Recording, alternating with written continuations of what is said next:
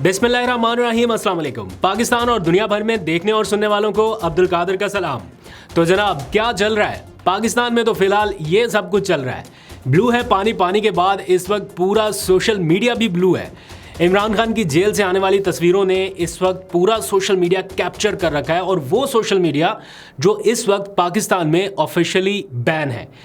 आज केस में क्या हुआ, समाअत अगली कब होगी, इसमें लोगों की कोई दिलचस्पी ऐसा लग रहा है कि नज़र ही नहीं आ रही। आधा पाकिस्तान बस इस वक्त ट्विनिंग के ऊपर लगा हुआ है। तो आज इमरान खान की चौथी तस्वीर जो है वो लीक हुई है। पहली 5 अगस्त को जब उनकी गिरफ्तारी हुई जमान पाक के बाहर से, दूसरी 31 अक्टूबर को जब अटक से अडयाला जेल उनकी मुंतकली हो रही थी, आई तो तस्वीर कुछ दिनों के बाद थी लेकिन वो उसी मौके की थी। तीसरी 8 फरवरी को अडयाला जेल से एक तस्वीर उनकी लीक हुई जिसने सबसे ज़्यादा उस वक्त सोशल मीडिया को कैप्चर किया। और फिर आज यानी 16 मई को उनकी कुछ तस्वीर बैक टू बैक लीक हुई हैं। आज सूरत हाल इसलिए भी दिलचस्प थी कि पूरा पाकिस्तान इंतज़ार कर रहा था कि जनाब इमरान खान को बराह रास्त देखना है। सब लोग तैयारियों के साथ थे, और इस चक्कर में सुप्रीम कोर्ट के यूट्यूब चैनल पर जो सब्सक्राइबर को तकरीबन 12,000 थे, आफ्टर एंड बिफोर मैं लेना भूल गया ज़रा वो पिक्चर्स, लेकिन बिफोर जो सीन था वो 12,000 के करीब सब्सक्राइबर्स थे। तो वो यकायक 75,000 से ज़ायद हो गए सारे सब्सक्राइबर्स, और लोगों ने बेल आइकन प्रेस करके नोटिफिकेशन ऑन करके रखा कि भाई जैसे ही यहाँ से बराह रास्त नशरियात का नोटिफिकेशन आएगा सबसे पहले वो लोग जाके इमरान खान को देखेंगे। तो लेकिन हुआ कुछ उल्टा, बराह रास्त नशरियात नहीं हुई, तो अब लोग जो है वो वापस जाके अनसब्सक्राइब करना शुरू हो गए। जो 75,000 से ऊपर सब्सक्राइबर थे, अब मैंने देखा वो 74 के आसपास आ गए हैं। खैर उससे कोई इतना ज़्यादा फ़र्क नहीं पड़ेगा, लेकिन ये हो रहा है इस वक्त, लोगों को लग रहा है कि उनके साथ धोखा हुआ है। वैसे अगर इमरान खान को 2 मिनट के दिखा देते, सिर्फ 2 मिनट, ज़्यादा ना सही, तो सुप्रीम कोर्ट ऑफ पाकिस्तान का सिल्वर प्ले बटन तो पक्का था। 1 लाख सब्सक्राइबर तो क्रॉस हो ही जाने थे कुछ ही देर में, और अगर 10-15 मिनट या पूरी प्रोसीडिंग लाइव दिखा देते तो फिर वो दूसरा जो गोल्डन प्ले बटन है उस तक भी मामला जा सकता था। खैर यहाँ तो खबरें ये आ रही हैं कि कोई तस्वीर लीक करने वालों की इस वक्त शामत आई हुई है, पता नहीं क्या उनकी तलाश जारी है कि किसने तस्वीर लीक की है। CCTV चेक हो रहे हैं, मतलब इतना ज़्यादा खौफ। और फिर मैं देखा कुछ लोगों ने लिखा कि वाकई हकीकत है कि जो इमरान खान की एक तस्वीर लीक नहीं होने देना चाहते, एक तस्वीर, एक झलक नहीं बाहर आने देना चाहते, वो पूरे के पूरे इमरान खान को कैसे बाहर बर्दाश्त करेंगे या कर सकते हैं। तो ये भी एक क्वेश्चन है, जीता जागता इमरान खान कैसे बाहर आएगा। तो खैर उसके ऊपर तो कोशिशें और जो कुछ भी है वो सारा कुछ चल ही रहा है। इंशाल्लाह एक दिन आपके सामने होंगे। एक मौके पर तो मुझे पता चला कि सुप्रीम कोर्ट में कुछ तलाशी भी सख्त कर दी गई, और जो सुप्रीम कोर्ट रिपोर्टर्स एसोसिएशन के ओहदेदार हैं अकील अफजल, उन्होंने पूरे मामले को इस तरह से लिखा कि इमरान खान की तस्वीर बनाने वाले का बिलाखिर पता चल गया है। सुप्रीम कोर्ट कार्रवाई के दौरान जब उनकी ये तस्वीर लीक हुई तो काफ़ी हलचल मची, और फिर सबसे पहले जो सिक्योरिटी इदारे थे उनका शक जो था वो सहाफ़ियों की तरफ गया कि ऐसा काम जो है वो ज़्यादातर सहाफ़ी करते हैं क्रेडिट लेने के लिए कि देखें जी हमने पहले दिखाया एक्सक्लूसिव। लेकिन ये तब होता अगर टीवी चैनल्स के ऊपर वो चल रहा होता। टीवी चैनल्स के ऊपर तो तस्वीर वैसे ही बैन है। फिर सहाफ़ियों की जानिब से उन्हें बताया गया कि जिस साइड से या जिस एंगल से ये तस्वीर ली गई है वहाँ सहाफ़ी तो जाता ही नहीं है, वहाँ या तो वकला बैठते हैं या कुछ और जो अमला है अदालत का वो बैठता है। तो खैर थोड़ा बहुत उन्होंने तहकीक की और पता चला कि तस्वीर लीक करने वाले जो हैं वो एक सीनियर वकील के बेटे हैं और लॉ क्लर्क हैं, उसके फ़राइज़ सर अंजाम दे रहे हैं। बहरहाल अभी मज़ीद तहकीकात भी जारी है। तो इस लेवल का मामला चला गया कि तस्वीर लीक करने वाले को भी तलाशा जा रहा है। इमरान खान की बॉडी लैंग्वेज कैसी थी, क्या हुआ वहाँ पर, बहुत सारी चीज़ें आप सोशल मीडिया पर देख चुके हैं, उसके ऊपर भी आएंगे कुछ ही देर में। लेकिन उससे भी ज़्यादा अहम बात आप लोगों के लिए जानना जो ज़रूरी है वो ये कि इमरान खान जिस केस में जेल में बंद रहे थे या बंद रह चुके हैं, जिस केस में अभी भी बंद है, लेकिन जिस केस में वो बंद थे उसमें नवाज शरीफ और आसिफ जरदारी को फ़ायदा पहुँचाने के लिए एक कानून साजी हुई, और उसको इमरान खान ने ना सिर्फ अदालत में चैलेंज किया बल्कि उन्हें मालूम था कि उससे उनकी अपनी ज़ाती रिहाई भी ख़तरे में पड़ सकती है। ये नैब तरमीम वाला जो मामला था, मतलब रिलीफ ही है ना, सारे सियासतदानों को मिला, तो इमरान खान ने उसको चैलेंज कर दिया, ये जानते हुए भी कि वो खुद जेल में है और उनकी अपनी रिहाई भी नैब के केसेस की वजह से ख़तरे में पड़ सकती है। लेकिन उसको पसे पुष्ट डालकर वो अपने एक उसूली मौक़िफ़ पर खड़े रहे, कतई नज़र इस बात के कि नवाज शरीफ भी जेल से बाहर हैं, उनके केसेस ख़त्म हो रहे हैं, जरदारी भी जेल से बाहर है, और वो सिर्फ खुद अकेली शख्सियत ऐसी है इस वक्त जेल में जिनके खिलाफ नैब के रेफरेंसेस, केसेस और दायरा कार वसी हो रहा है। तो अब आप अंदाज़ा लगाएं कि उस बंदे का कमिटमेंट का लेवल क्या होगा अपने उसूली मौक़िफ़ के साथ। अब ज़रा आ जाइए बात कर लेते हैं इमरान खान की बॉडी लैंग्वेज के हवाले से। फिर एक और तशवीशनाक सूरत हाल इस वक्त डेवलप हो रही है, क्योंकि लड़ाई इस वक्त बढ़ रही है, उसके ऊपर भी बात करेंगे। सुप्रीम कोर्ट ने ताज़ा तरीन एक नोटिस भी ले लिया है और कल इस केस की समाअत होने जा रही है, तो लग रहा है कल भी कुछ बड़ा होगा। लेकिन पहले बॉडी लैंग्वेज पर बात करते हैं। तो सूरत हाल कुछ यूँ है कि समाअत जैसे ही शुरू हुई तो चीफ जस्टिस अपनी नशिस्त पर आए और उन्होंने अटॉर्नी जनरल से पूछा कि आर वी कनेक्टेड, क्या हम कनेक्ट हो चुके हैं वीडियो लिंक के साथ। तो बताया गया कि जी हाँ कनेक्टेड है। फिर इमरान खान बड़ी स्क्रीन के ऊपर नज़र आए सबको और समाअत जो है वो बाकायदा शुरू हुई। लेकिन इस दौरान जो सबसे दिलचस्प बात थी वो ये कि पूरा अदालती अमला, तमाम सहाफ़ी, तमाम वकील सिर्फ़ और सिर्फ इमरान खान को देख रहे थे, जैसे कमरा अदालत में और कुछ है ही नहीं।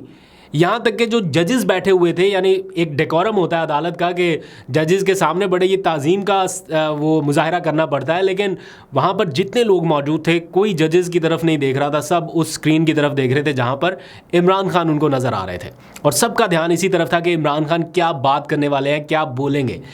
लेकिन 2.5 घंटे तक की समाअत रही है, इसमें इमरान खान को आज बोलने का मौका नहीं मिल सका। और बल्कि एक मौके पर जस्टिस अतर मिनुल्लाह ने, जिनकी वजह से ये सारा कुछ हुआ, यानी अतर मिनुल्लाह ही थे जिन्होंने ये रिमार्क्स दिए थे कि हम इमरान खान को सुने बगैर इस केस को कैसे आगे बढ़ा सकते हैं, उनकी वजह से आज इमरान खान वीडियो लिंक पर थे। तो उन्होंने एक मौके पर कहा कि पिटिशनर नंबर 1 चूँकि मौजूद है, बराह रास्त हैं, तो किसी एक सवाल के ऊपर बहस हो रही थी, उन्होंने कहा कि इनको सुन लेते हैं, अभी सुन लेते हैं। लेकिन चीफ जस्टिस ने उस वक्त उन्हें टोक दिया और कहा कि हम इनको एक ही बार मौका देंगे और एक ही बार इनसे सारे मामलात के हवाले से राय जान लेंगे इनकी। तो आज इमरान खान को बोलने का मौका नहीं मिल सका।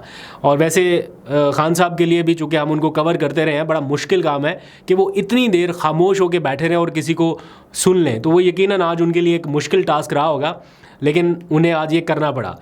तो वैसे भी आज ज़रा समर सीज़न चल रहा है तो उनके बाल भी थोड़े शॉर्ट थे, क्योंकि कोई उतनी मीडिया अपीयरेंस उनकी है नहीं, लोगों से मिलना जुलना कम है, तो मेरा ख्याल है बाल उन्होंने ज़रा गर्मी की वजह से छोटे करा रखे हैं। और इस दौरान बल्कि जब बराह रास्त नशरियात नहीं हो रही थी, चैमगोइयाँ हो रही थी कि बराह रास्त नशरियात क्यों नहीं हो रही, तो एक वकील साहब जो हैं वो उठे और वो गए चीफ जस्टिस के सामने और उन्होंने जाके उनको बताया कि बराह रास्त नशरियात नहीं हो रही, जिस पर चीफ जस्टिस ने उन्हें बैठ जाने का कह दिया कि आप तशरीफ़ रखें। फिर एक और वकील उठे, उन्होंने भी जाके कहा कि हमारा मकसद ये है कि आपको आगाह कर दिया जाए कि ये ना हो कि आपके इल्म में ना हो, लेकिन उन्हें भी कहा कि आप तशरीफ़ रख के बैठ जाए। यानी चीफ जस्टिस को ये पता था कि ये बराह रास्त नशरियात नहीं हो रही। खैर, आज की दूसरी बड़ी खबर भी सुप्रीम कोर्ट से ही है, क्योंकि अब से कुछ देर पहले सुप्रीम कोर्ट ने फैसल वोडा की प्रेस कॉन्फ्रेंस पर आज खुद नोटिस ले लिया है। गुज़िश्ता रोज़ उन्होंने एक प्रेस कॉन्फ्रेंस की थी और कहा था एनफ इज़ एनफ, अब अगर किसी ने पगड़ी उछाली तो हम उसका फुटबॉल बनाएंगे। ये बड़े सख्त रिमार्क्स थे और गालबन उनका इशारा जुडिशरी की तरफ था कि जिस तरह से जुडिशरी से बातचीत आ रही है या खतूत आ रहे हैं, जिस तरह से बताया जा रहा है मुदाखलत के हवाले से, तो उसको काउंटर करने के लिए एक सीरीज़ ऑफ इवेंट्स, एक सीरीज़ ऑफ प्रेस कॉन्फ्रेंसेस चल रही हैं। मुस्तफ़ा कमाल कर रहे हैं, अभी थोड़ी देर पहले ओन चौधरी की प्रेस कॉन्फ्रेंस, और भी कुछ लोग लगे हुए हैं। तो फैसल वोडा के जो प्रेस कॉन्फ्रेंस थी या जो उन्होंने अल्फाज इस्तेमाल किए, उसका जिक्र आज अदालती कार्रवाई में उस वक्त हुआ जब अतर मिनुल्लाह ने बड़े सख्त रिमार्क्स दिए और उन्होंने कहा कि अपनी प्रॉक्सी के ज़रिए हमें धमकियां दिलवाई जा रही हैं। और काफ़ी सख्त रिमार्क्स देने के बाद जब ये अदालती कार्रवाई मुलतवी हुई और फिर शाम के टाइम ये पता चला, मगरिब के वक्त, इस पर सो मोटो नोटिस हो गया। अदालत ने आज खुद नोटिस लेके कल इसकी कार्रवाई जो है वो चलाने का ऐलान किया है। अब कल भी कुछ बड़ा हो सकता है इस मामले में। क्या अदालत कोई सख्त स्टैंड लेगी? क्या कोई किसी को सज़ा देने की तरफ मामला चला जाएगा? कोई नाअहली, कोई मुअत्तली, कुछ इस तरह का होगा, या किसी और को भी बुलाया जाएगा जिसने प्रेस कॉन्फ्रेंस की है? तो इसके ऊपर नज़र रखेंगे। एक और बड़ी खबर आज लाहौर हाई कोर्ट से भी आई है। एक के बाद एक ये अदालतों की तरफ से जो मामला आ रहे हैं ना, इससे ऐसा तासुर आ रहा है कि मामला कूल डाउन नहीं हो रहे, बल्कि थोड़ा टेंशन बढ़ रही है। और जो बड़ी खबर आई है वो इस हवाले से आई है कि इंसदाद दहशतगर्दी अदालत के जो जजेस की तैनाती का मामला है, उसके ऊपर पंजाब हुकूमत अमल दरामद नहीं कर रही। यानी chief justice Lahore high court इसलिए बरहम है क्योंकि कुछ दिनों पहले लाहौर हाई कोर्ट ने इंसदाद दहशतगर्दी अदालत के 5 जजेस तैनात किए, ताकि ये जो 9 मई वाले वाक़यात हैं या PTI के बहुत सारे लोग इस वक्त जेलों में हैं, उनके केसेस आगे नहीं बढ़ रहे, तो जजेस तैनात करके उनके केसेस को हतमी शक्ल दी जा सके, जो सज़ावार है उसको सज़ा मिले, जो बेकसूर है वो जेलों से बाहर आए। लेकिन हुकूमत ने अभी तक उनके नोटिफिकेशन जारी नहीं किए, उन जजेस को नोटिफाई नहीं किया।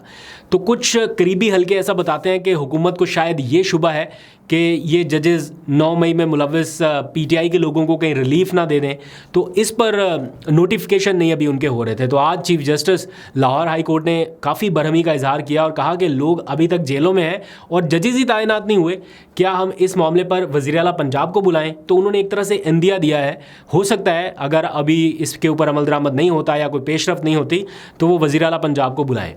दूसरी जानिब इस्लामाबाद हाई कोर्ट के अदालती मामलात के हवाले से भी एक बड़ी खबर आई उस वक्त जब अदालती मुदाखलत के हवाले से जो रद्द-ए-अमल इस वक्त जारी है उसका एक स्टेप और आज आगे चला गया और इक़दाम चूँकि तेज़ हो रहे हैं। तो आज जस्टिस तारिक महमूद जहांगीरी ने हसास इदारों के अफराद की अदालत में दाखिले पर ही पाबंदी लगा दिया कि ये लोग अदालत में ही नहीं आएंगे। तो देखें किस तरह से टेंशन जो है वो बढ़ रही है, एक तरफ प्रेस कॉन्फ्रेंसेस, दूसरी तरफ सख्त ऑब्जर्वेशन, रिमार्क्स, नोटिसेस और भी काफ़ी कुछ हो रहा है। तो इसके ऊपर नज़र रखना होगी। मौलाना फजलुर रहमान और पीटीआई इस वक्त इन लाइन आ गए हैं, एक लाइन में चल रहे हैं और जो एक दूसरे को लकब दिए जा रहे थे, आपने बहुत दिनों से सुना डीजल डीजल की कोई गूंज आपको सुनाई नहीं दे रही, यहूदी एजेंट वाली भी कोई आपको बाज़गिश सुनाई नहीं दे रही, इसलिए कि दोनों बैक ऑफ हो गए अपनी अपनी उस पोजीशन से एक स्टेप आगे बढ़ने के लिए मिलजुल के। तो ये बड़ा अच्छा है। बल्कि मौलाना फजलुर रहमान ने तो किसी जगह पे ये भी कह दिया कि बानी पीटीआई के ख़िलाफ़ जो उन्वान था यहूदी एजेंट का, वो महज एक उन्वान था, गाली नहीं है। तो सियासी बयान के तौर पर इसको लिया जा रहा है। तो ये एक पॉजिटिव डेवलपमेंट है मिलजुल के आगे बढ़ने के हवाले से। फिर आज की आखिरी अपडेट यह है कि इमरान खान से पीटीआई के रहनुमाओं ने अडयाला जेल में मुलाकात की है। उनकी बराह रास्त ये जो लाइव कवरेज का मामला था इसके बाद ये मुलाकात हुई और उन्हें आगाह किया गया। उनकी तस्वीर के बाद क्या पैदाशुदा सूरत हाल है, बराह रास्त नशरियात नहीं हो सकी इस बारे में। और फिर जो इससे भी इंटरेस्टिंग बात है या जो क्वेश्चन मेरे माइंड में रेज़ हो रहा है वो इसलिए कि पीटीआई के रहनुमा बग़ैर कोई गुफ्तगू किए वहाँ से रवाना हो गए। अमूमन अडयाला जेल के बाहर वो पूरी एक प्रेस कॉन्फ्रेंस करते हैं, बताते हैं कि हमने इमरान खान को ये कहा, इमरान खान ने हमें ये हिदायत दी। आज कोई ऐसी डायरेक्शन, कोई ऐसी बातचीत नहीं की और ख़ामोशी से चले गए। और ये सब कुछ उस दौरान हो रहा है जब मुलाकातों के ऊपर पाबंदियों की ख़बरें आ रही थी और बहुत सारी चीज़ें हो रही थी। तो आज जो है वो मुलाकात हुई है और ख़ामोशी से चले गए हैं सब। देखते हैं, पता करने की कोशिश करेंगे कि क्या गाइडलाइंस, क्या डायरेक्शन दी गई हैं। अभी तक के लिए इतना ही। अपना बहुत सा ख्याल रखिए। अल्लाह हाफ़िज़।